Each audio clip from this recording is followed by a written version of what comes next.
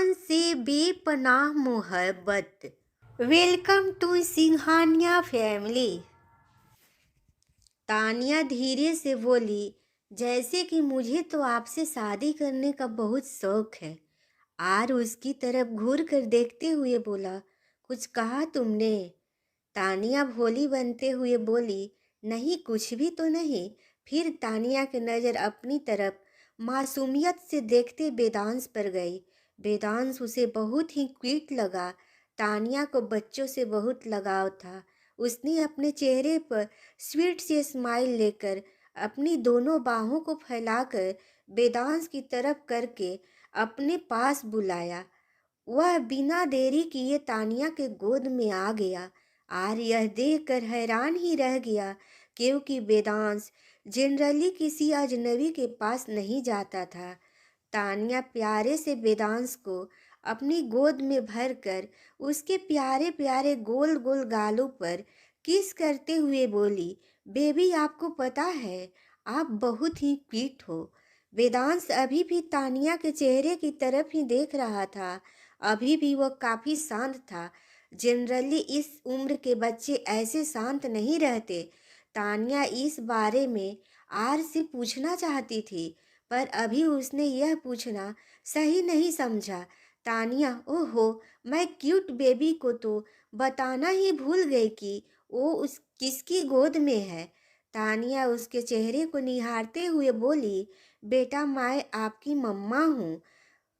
पर यह क्या मम्मा शब्द सुनते ही वेदांश के प्यारे प्यारे आंखों में आंसू आ गए। तान्या को यह समझ नहीं आया कि वेदांश के साथ क्या हो गया। वह उसे चुप कराते हुए बोली, अल्ले ले ले मेरे बेबी को क्या हो गया? बच्चा, क्या तुम्हें मम्मा पसंद नहीं आई? यह सुनकर वह तानिया के चेहरे की तरफ देखने लगा, पर उसकी आंखों में अभी भी आंसू बह रहे थे। अगर आपने अभी रोना बंद नहीं किया तो आपकी मम्मा भी रोने लगेगी। तानिया का इतना कहना था कि वेदांश ने अपने छोटे छोटे हाथों से अपने आंसू पोंछ लेता है। यह देखकर तानिया उसके दोनों गालों को चूमते हुए बोली, गुड बॉय। आर खड़ा होकर तानिया को देखने लगा, जो वेदांश को अपने बच्चे की तरह ट्रीट कर रही थी। वह वेदांश को संभाल ही रही थी कि तभी उसके कपड़े पीठ पर चुभने लगे। अह, यह देखकर आर्य बोला, जाओ तुम चेंज कर लो। तानिया, पर मेरे कपड़े? आर्य, डोंट वरी, तुम्हारी ज़रूरत का सामान मैंने इस कमरे में रखवा दिया है। You can go and change now. Arya Tania से वेदांश को लेने के लिए हुआ ताकि वह चेंज कर सके, पर वेदांश तानिया की गोद से उतरने के लिए तैयार ही नहीं था। तानिया को उसकी मासूमियत पर बहुत प्यार आ रहा था। वह उसके गालों को चूमते हुए बोली, बेटा मम्मा बस 10 मिनट में आ जाएंगी, तब तक आप डैडी के पास रहो। ओके। वेदांश ने हाँ में सिर हिलाया। तानिया चली गई और 10 मिनट के बाद चेंज करके वापस आ गई। उसने लाइट पिंक कलर का प्रिंसेस नाइट गाउन पहना हुआ था। फिर वह वेदांश को अपनी गोद में ले लेती है। तब आर भी चेंज करने के लिए चला जाता है। तानिया वेदांश को कहानी सुनाने लगती है। 10 मिनट बाद आर जब कमरे में वापस आया तो उसने देखा कि तानिया वेदांश को कहानी सुनाने में बिजी है, और वेदांश भी अच्छे बच्चे की तरह उसकी कहानी बड़े चाव से सुन रहा था। आर तो दोनों की बोर्डिंग को देखता ही रह गया। तानिया ने एक ही दिन में वेदांश से इतनी अच्छी बोर्डिंग बना ली थी। तभी कहानी में एक मुश्तर का जिक्र हुआ, जिससे वेदांश डर गया। अब तक आर भी बेड पर आकर लेट चुका था। उसकी नज़रें बेड पर बैठी तानिया और अपने बेटे वेदांश पर थी। वेदांश को डरा हुआ देखकर तानिया उसे अपने सीने में छिपा लेती है और अपनी कहानी पूरी करने लगती है। कहानी पूरी होते होते वेदांश की आंखें बंद हो चुकी थी। उसे सोया हुआ देखकर तानिया उसके माथे को चूम लेती है और उसे यूं ही अपने सीने में लगाकर लेट जाती है। आर्य थोड़ी देर तक तानिया और वेदांश को यूं ही निहारता है, फिर उसके करीब आकर वो भी सो जाता है। अगली सुबह सबसे पहले आर की नींद खुलती है तो उसकी नज़र तानिया पर पड़ती है, जो वेदांश को अपने सीने से लगाकर सो रही थी। वेदांश के चेहरे पर भी तानिया के पास सोने के एक अलग ही सुकून दिखाई दे रहा था, जो सुकून आज भी अपने बेटे को नहीं दे पाया था। वह एक नज़र दोनों को निहार कर वॉशरूम में फ्रेश होने के लिए चला गया, फिर अपने जिम वियर पहनकर जिम की तरफ चला गया। इस वक्त जिम में कोई नहीं था सिवाय आर्य के। 10 मिनट के अंदर ही वहाँ सभी बॉयज आ गए। कल रात देरी होने की वजह से हर्ष और विवेक भी सिंघानिया मैंसन में रुक गए थे, इसलिए आज जिम में समीर, हर्ष, विवेक, आस्तिक, भाविक, ध्रुव, एकांत सब थे। सभी सुबह सुबह आर्य को जिम में देखकर खुसुर फुसुर करने लगे। आर्य भी समझ पा रहा था कि आखिर ये इम्पोर्टेंट चर्चा किस पर हो रही होगी, पर उसने इस फालतू टॉपिक पर टाइम वेस्ट करना नहीं चाहा। हर्ष आर्य के कंधे पर हाथ रखकर बोला, यार आर्य वेरी बैड। हमें लगा था कि कम से कम आज तो तू लेट आएगा, पर नहीं लगता कि कल रात तूने भाभी को डिसपॉइंट कर दिया। आर्य अच्छी तरह समझ रहा था कि हर्ष का इशारा किस तरफ है।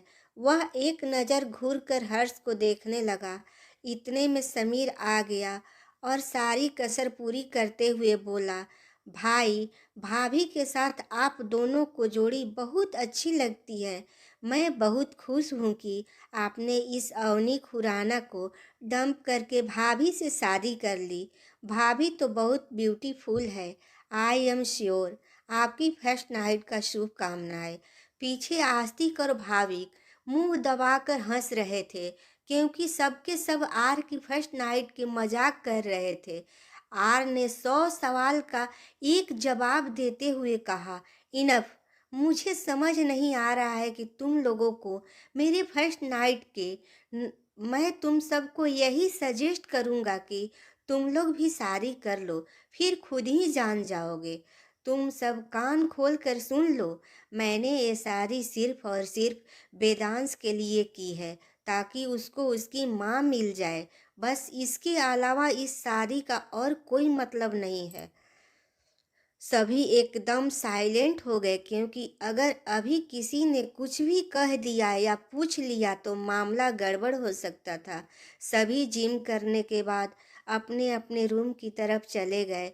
आर के जाने के बाद तान्या की नींद भी खुल चुकी थी। उसे अपने घर में जल्दी उठने की आदत थी, क्योंकि घर का सारा काम उसे ही करना पड़ता था। वह सुबह उठकर वेदांश को खुद से अलग करके बेड पर अच्छी तरह सुला दिया, फिर फ्रेश होने के लिए वॉशरूम में चली गई। जब वह बाहर आई तो एक सर्वेंट उसके रूम के डोर पर नॉक करने लगा। तानिया ने दरवाज़ा खोला तो सामने एक सर्वेंट एक पैकेट लेकर खड़ा हुआ था। मैडम, ये बड़े साहब ने आपके लिए भिजवाया है। तानिया हाँ करते हुए वह पैकेट सर्वेंट से ले लेती है। यह बेद दादाजी तानिया के लिए भिजवाया था। तानिया शावर लेकर तैयार होने लगी। यह रेड कलर की साड़ी थी, जो ना तो बहुत हल्की थी और ना ही ज़्यादा भारी। तानिया को साड़ी पहनने के पहले से ही आदत थी, इसलिए उसे प्रॉब्लम नहीं हुई। उसने आराम से यह साड़ी पहन ली, फिर ड्रेसिंग मिरर के पास आकर बाकी ज्वेलरीज पहनने लगी। गले में उसने आर के नाम का मंगलसूत्र पहना और दादाजी का भिजवाया साड़ी से मैच करता हुआ कुंदन का हार, कानों में मीडियम साइज की इयररिंग्स पहने और बालों में उसने खुला ही रखा था। इस लुक में वह काफ़ी खूबसूरत लग रही थी। वेदांश अभी भी सो रहा था। उसने उसे अपनी गोद में उठाया और नीचे की तरफ जाने लगी। नीचे सभी खड़े थे, वेद जी, अनिल जी, समीर, आर, विवेक, हर्ष, आस्तिक, भाविक, ध्रुव, एकांत सभी थे। जैसे ही तानिया वेदांश को गोद में लेकर नीचे उतरने लगी, सबकी नजरें एकाएक उस पर टिक गई। वो बिल्कुल वेदांश की माँ लग रही थी। सबको अपनी तरफ यूं देखता देख तानिया अनकंफर्टेबल हो गई। उनकी तरफ देखकर वह मन ही मन सोचने लगी, क्या यहाँ सभी फैमिली मेंबर लड़के ही हैं? तानिया का यह सोचना जायज था, क्योंकि वहाँ सभी फैमिली मेंबर मेल ही थे। वहाँ पर फीमेल के नाम पर काम करने वाली सर्वेंट ही थी, मतलब उसके अलावा और कोई फीमेल मेंबर सिंघानिया फैमिली में नहीं थी। नीचे आकर तानिया सबसे पहले दादाजी के पैर छू लेती है। वे उसे आशीर्वाद देते हैं। फिर वो अनिल जी के पैर छू लेती है, वो भी उन्हें आशीर्वाद देते हैं, पर उनका चेहरा पूरी तरह से भावहीन होता है। तानिया दादाजी को कहकर वेदांश को उसके कमरे में रेडी करने के लिए ले जाती है। वो सबसे पहले उसे नींद से जगाती है, पर वह नींद से कुनकुनाता हुआ वापस अपने छोटे छोटे हाथों से तानिया के गर्दन को थाम लेता है। पर तानिया उसे प्यार से उठाते हुए बोली, वेदांश बेटे, अगर आप ऐसे ही मम्मा की बाहों में सोते रहेंगे तो आपको मम्मा के हाथों से आपकी फेवरेट डिश खाने को नहीं मिलेगी। क्या आप ऐसा चाहते हो? फेवरेट डिश का नाम सुनकर वेदांश ने जल्दी से अपनी आंखें खोल ली और मासूमियत में सिर हिला दिया।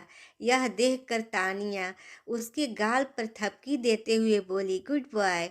फिर उसे रेडी करने के लिए बाथरूम में ले गई। थोड़ी देर बाद वह उसे रेडी करके बाहर ले आई।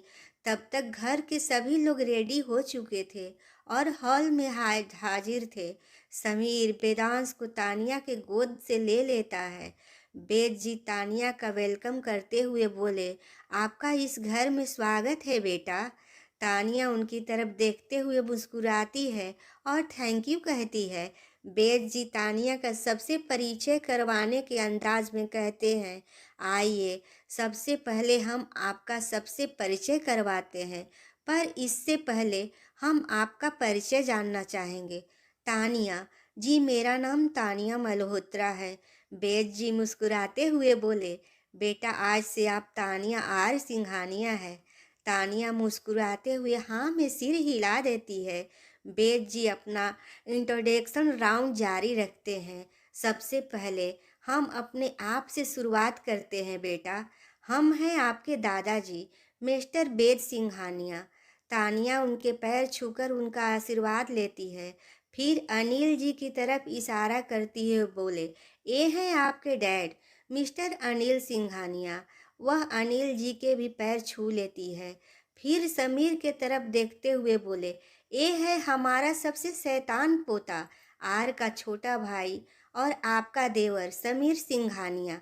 समीर खुश होकर तानिया को हग कर लेता है, पर उसे इस बात का अंदाजा नहीं होता कि आर की जलती आंखें उसे ही घूर रही है। फिर एक एक करके दादाजी तानिया को विवेक से हर्ष से मिलवाते हैं। दोनों अपनी भाभी को हैंडशेक करते हैं और उन्हें सिंघानिया फैमिली में वेलकम करते हैं। इसी तरह वह तानिया का परिचय आस्तिक, भाविक, ध्रुव और एकांत से करवाते हैं। आस्तिक राजवंश आर का चीफ बॉडीगार्ड है, जो आर और सिंघानिया फैमिली के सभी मेंबर्स की सिक्योरिटी देखता है। भाविक मुखर्जी, ध्रुव सिंघल और एकांत राजदान आर के wonderful team black Jaguar squad के तीनों स्क्वाड्स के हैंड्स हैं। इस टीम का हैंड आर खुद था। ये तीनों भी सिंघानिया मैंसन में ही रहते थे। आगे के चैप्टर में हम वेदांश के बारे में जानेंगे कि क्या वह आर खुद का बेटा है या उसने गोद लिया है। तब तक के लिए पढ़ते रहिए हैवान से बेपनाह मोहब्बत और बने रहिए कहानी पर। ये कहानी कैसी लगी प्लीज़ कमेंट में ज़रूर बताइएगा और चैनल को सब्सक्राइब भी कर दें।